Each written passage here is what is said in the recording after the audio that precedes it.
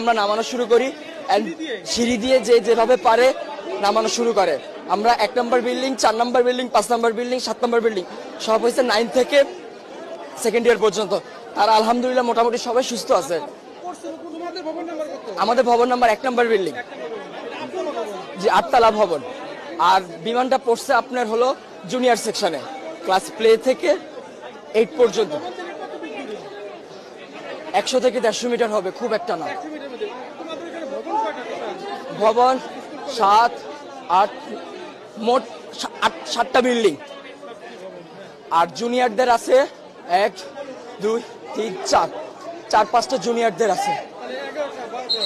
11টা, মোট 11টা বিল্ডিং। তার মধ্যে 7টা বিল্ডিং হয়েছে সিনিয়রদের, 9 থেকে 12 পর্যন্ত।